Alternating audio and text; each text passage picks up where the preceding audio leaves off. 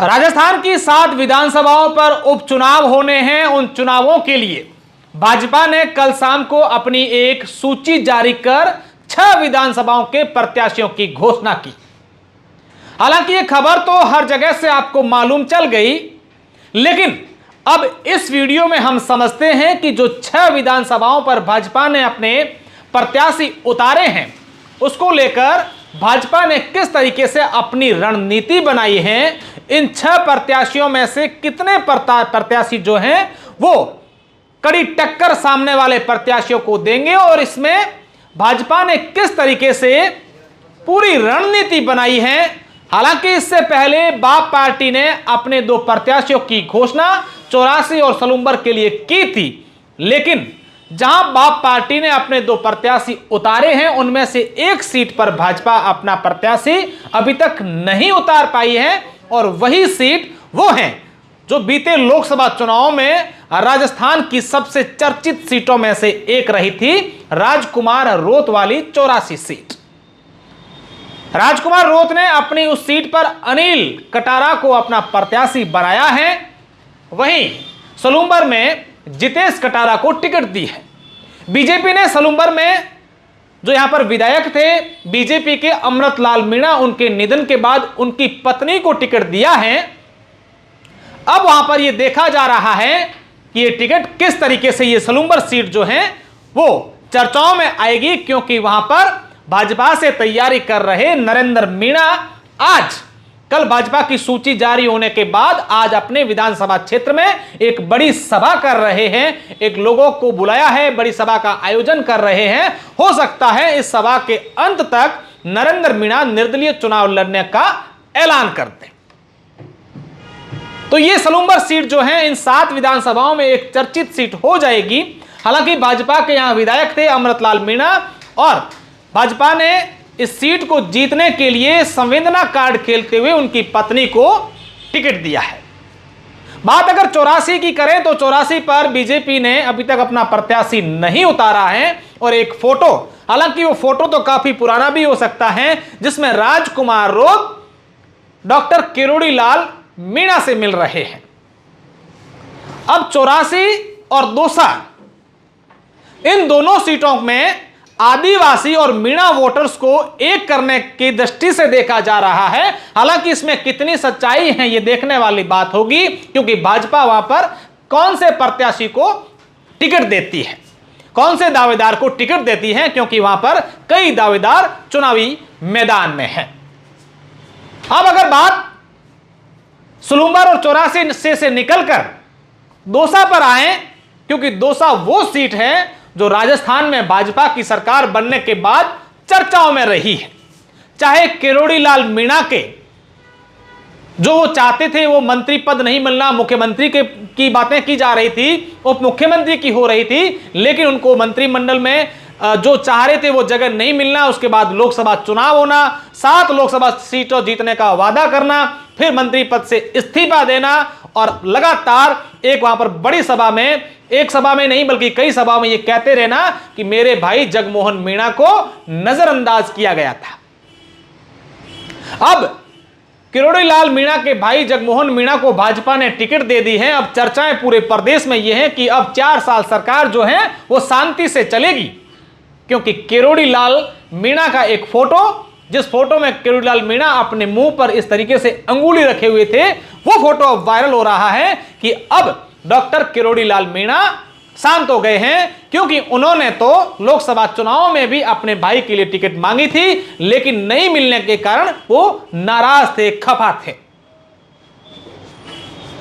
इन तीनों सीटों से निकल करके अगर हम बात अलवर के रामगढ़ की करें तो वहां पर भाजपा ने प्रत्याशी अपना उतारा है और उस सीट की अगर समीकरण की बात करें तो वो मुस्लिम बाहुल्य क्षेत्र है और ऐसे में यह कयास लगाया जा रहा है कि वहां पर जो है बीजेपी के लिए काफी मुश्किलें खड़ी हो सकती हैं। अब उस सीट की बात करें जहां पर इस बार कई प्रत्याशी चुनावी मैदान में हैं, जो सलूम्बर के समीकरण बनेंगे भाजपा के लिए, वही समीकरण झुंझुनू में भी बन सकते हैं। झुंझुनू के अगर 2018 के विधानसभा की बात करें तो वहां पर भारतीय जनता पार्टी ने वहां पर राजेंद्र बांबू को अपना प्रत्याशी बनाया, तो बबलू चौधरी वहां पर निर्दलीय चुनावी मैदान में आ गए थे। और 2023 के चुनाव आते आते बीजेपी ने वहां पर जो है अपना प्रत्याशी बबलू चौधरी को बनाया, तो राजेंद्र बाबू निर्दलीय हो गए। यानी कि दो जो मैं नाम ले रहा हूं वो दो ऐसे नाम हैं जिन्होंने एक बार पार्टी और एक बार निर्दलीय चुनाव विगत 5 वर्षों में लड़े हो। और इस बार जो उपचुनाव हो रहे हैं उसमें भी समीकरण कुछ न कुछ इस प्रकार के बनते हुए नजर आ रहे हैं, क्योंकि राजेंद्र बांबू के टिकट के नाम की टिकट घोषणा होने के बाद अब बबलू चौधरी निर्दलीय चुनाव लड़ने के मूड में है। वही कांग्रेस में भी अब लोगों में कहीं ना कहीं यह चर्चा है कि यहां पर अमित ओला जो बृजेंद्र ओला के बेटे हैं उनको टिकट दी तो कांग्रेस के जो मूल कार्यकर्ता हैं वो नाराजगी जाहिर अपनी पार्टी से करेंगे। तो अगर अमित ओला को टिकट मिलती है तो हो सकता है कि कांग्रेस के जो दूसरे पदाधिकारी हैं, दूसरे झुंझुनू से जुड़े हुए जो नेता हैं जो तैयारी कर रहे हैं वो खफा हो जाएं, जिससे कांग्रेस को कहीं ना कहीं नुकसान हो सकता है। वही समीकरण इस बार कांग्रेस के लिए कमजोर इसलिए भी है क्योंकि वहां पर राजेंद्र गुडा जो हैं वो चुनाव लड़ने के पूरे मूड में हैं, पिछले 2-3 महीनों से लगातार कैंपेनिंग कर रहे हैं। अब कयास ये लगाए जा रहे हैं कि राजेंद्र गुडा ने वहां पर मुस्लिम वोटर्स को साधने का पूरा काम किया है और कहीं ना कहीं ये वोटर्स जो हैं वो डाइवर्ट भी हुए हैं कांग्रेस पार्टी से। तो जिस तरीके से राजनीतिक जानकार हैं वो कयास लगाते रहे हैं कि राजेंद्र गुडा अगर चुनाव लड़ते हैं किसी पार्टी से या निर्दलीय और मुस्लिम वोटर्स को साधने की कोशिश करते हैं और उनसे वोट सध जाते हैं तो इस बार कांग्रेस में भी जो वोटर्स हैं, कांग्रेस के मूल वोटर्स गिने जाते हैं, वो 2 भागों में बंट जाएंगे। तो वहां पर दूसरी तरफ बीजेपी में अगर राजेंद्र बांबू और बबलू चौधरी दोनों चुनाव लड़ते हैं, क्योंकि बांबू को बीजेपी ने टिकट दे दी है और बबलू चौधरी अगर निर्दलीय लड़ते हैं तो भाजपा के वोटर्स भी आपस में 2 भागों में बंट जाएंगे, वोटों का ध्रुवीकरण हो जाएगा। तो वहां का चुनाव जो है काफी रोचक रहने वाला है। अब इन सब से निकल करके सीधा अगर मारवाड़ की तरफ आ जाएं, राजधानी की तरफ आ जाएं, तो नागौर की खींवसर सीट जो अपने आप में पूरे प्रदेश में चर्चाओं का विषय है। अब लोग ये कह रहे हैं कि खींवसर सीट में हनुमान बेनीवाल की पार्टी राष्ट्रीय लोकतांत्रिक पार्टी मजबूत है। हनुमान बेनीवाल इस बार अपना प्रत्याशी किनको बनाते हैं? क्या उनकी पत्नी कनिका बेनीवाल को टिकट मिलती है या फिर उनके भाई नारायण बेनीवाल जो हैं वो चुनावी मैदान में होंगे?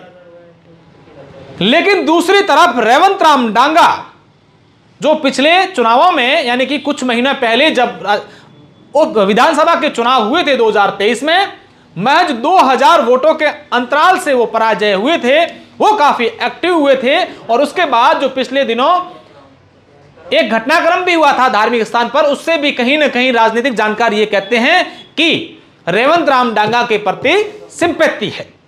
चर्चाएं ये थी कि इस बार उपचुनाव जो खींवसर में होंगे तो इस बार बीजेपी जो है वो चौंकाने वाला नाम ला सकती है। नाम डॉक्टर ज्योति मिर्धा के नाम पर भी चर्चा थी, लेकिन उन्होंने साफ तौर पर इनकार एक बार कर दिया था कि इस बार चुनाव नहीं लड़ेगी।